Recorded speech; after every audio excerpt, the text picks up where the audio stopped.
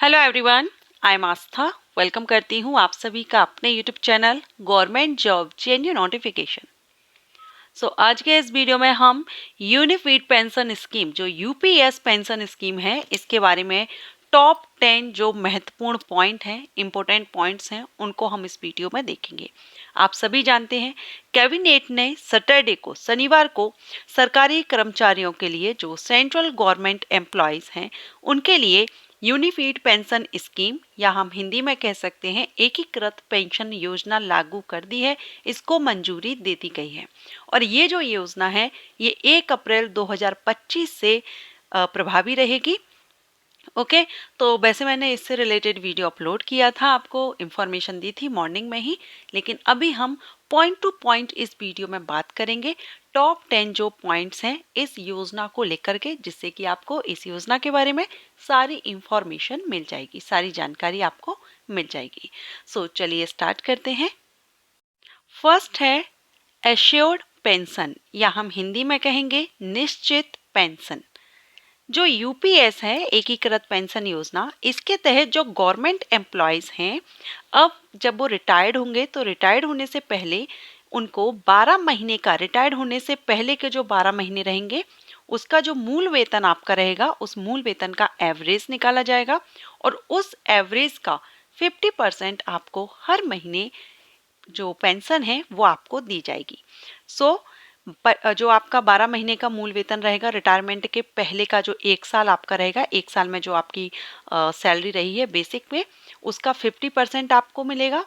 ठीक है, लेकिन ये 50% जो पेंशन है ये आपको तभी मिलेगी जब आप अपनी नौकरी के 25 साल, कम से कम 25 साल की नौकरी अगर आप कर लेते हैं तभी आपको ये 50% पेंशन आपके बेसिक पे की दी जाएगी। तो 50% पेंशन अगर हम बोलें तो सभी के लिए भी नहीं है। जो कम से कम 25 साल की अपनी सर्विस दे लेते हैं, कर लेते हैं, उनको 50% उनके बेसिक पे का दिया जाएगा। ओके, तो ये फर्स्ट पॉइंट था जो आशा करती हूँ आपको ये क्लियर हो गया होगा कि 50% जो पेंशन है किनको मिलेगी। सेकेंड पॉइंट को देखेंगे और सेकेंड पॉइंट में हम जानेंगे कि क्या इसमें अगर 25 साल की सर्विस को कवर नहीं कर पाते हैं आप, 25 साल की नौकरी अगर आप नहीं करते हैं, उससे कम करते हैं, तो आपको कितनी पेंशन दी जाएगी। तो सेकेंड है निश्चित न्यूनतम पेंशन या एश्योर्ड मिनिमम पेंशन। अगर आप 25 साल की नौकरी नहीं करते हैं तो कम से कम आपको 10 साल की नौकरी करना है। 10 साल की जब आप अपनी नौकरी कर देते हैं, उसके बाद जब आप नौकरी छोड़ते हैं तो आपको यहाँ पर 10,000 रुपये पर मंथ पेंशन दी जाएगी।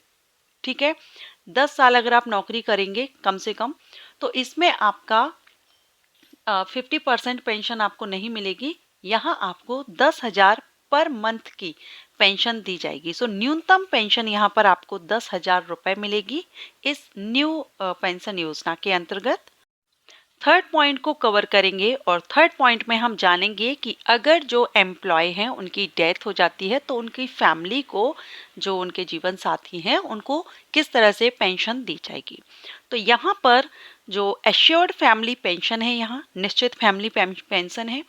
अगर कोई ऐसी दुर्भाग्यवश जो पेंशन धारक है, मीन्स जो एम्प्लॉय है, गवर्नमेंट एम्प्लॉय, उनकी डेथ हो जाती है तो उनके जो परिवार है, जो फैमिली है, उनको पेंशन का 60% यहाँ पर आपको पेंशन दी जाएगी। क्लियर? फोर्थ पॉइंट को हम कवर करेंगे और फोर्थ पॉइंट में है इम्पोर्टेंट पॉइंट कि इस योजना के अंतर्गत, इस न्यू पेंशन स्कीम के अंतर्गत सरकार ने अपना योगदान भी बढ़ा दिया है।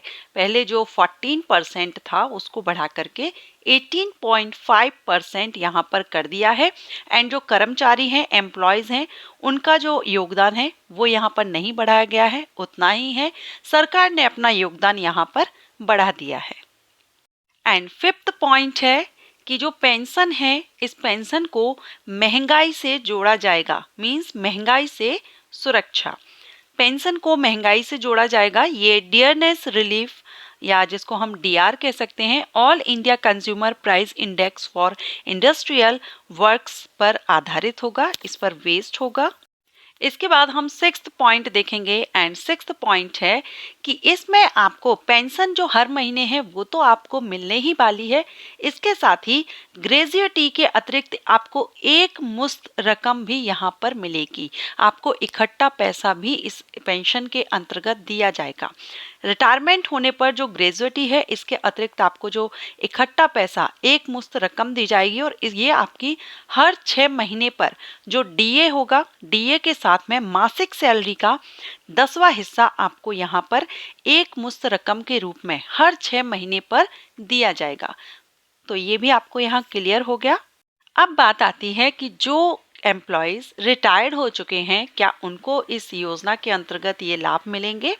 तो यूपीएस के प्रावधान एनपीएस के तहत पहले से रिटायर्ड हो चुके लोगों पर भी लागू होंगे और उन लोगों को अब तक का पूरा एरियर जो आपका होगा वो मिलेगा। इसमें भुगतान पीपीएफ रेट्स के तहत आपको ये मिलेगा।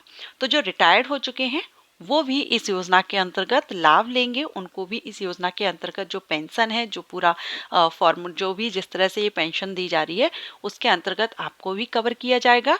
मींस रिटायर्ड एम्प्लॉयज़ को भी पेंशन मिलेगी। इसके बाद नेक्स्ट है यूपीएस एक ऑप्शन की तरह आपके सामने रहेगा। जो कर्मचारियों के लिए एक यूपीएस एक ऑप्शन की तरह है, विकल्प की तरह रहेगा। तमाम जो एनपीएस वीआरएस के तहत जो एम्प्लॉयज़ आते हैं, कर्मचारी हैं, और भविष्य में जो एम्प्लॉयज़ को भी यूपीएस में शामिल होने का विकल्प मिलेगा, ऑप्शन आपके पास रहेगा। ठीक है, कर्मचारी जो भी एक बार चुन लेंगे वही उसका फाइनल होगा। तो ये एक विकल्प के रूप में आपके सामने रहेगा।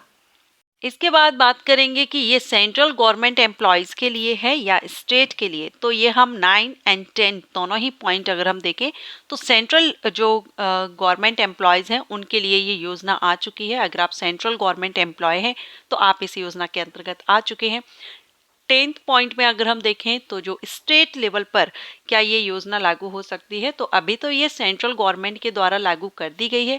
अगर स्टेट गवर्नमेंट इस योजना को अपने स्टेट लेवल पर भी लागू करना चाहती हैं तो वो भी बिल्कुल फ्री है, वो भी इस योजना को स्टेट लेवल पर ला सकती है। लेकिन डिपेंड करता है स्टेट गवर्नमेंट पर, अगर वो चाहेंगे तो इस योजना को अपने स्टेट में लागू कर सकते हैं। ओके, सो यूपीएस पेंशन स्कीम की सारी जो डीप जो मेन पॉइंट्स थे वो मैंने आपको इस वीडियो में क्लियर कर दिए हैं और इस योजना के बारे में आपको सारी इन्फॉर्मेशन मिल गई होगी। अगर आप चाहते हैं कि ओल्ड जो पेंशन स्कीम है, न्यू पेंशन स्कीम है, यूपीएस, इनमें क्या डिफरेंस है, अगर आप जानना चाहते हैं तो आप मुझे कमेंट कीजिए, मैं आपको वीडियो प्रोवाइड करूंगी फुल इन्फॉर्मेशन के साथ। एंड ये इन्फॉर्मेशन आपको अच्छी लगी हो तो लाइक एंड शेयर कीजिएगा। Thank you.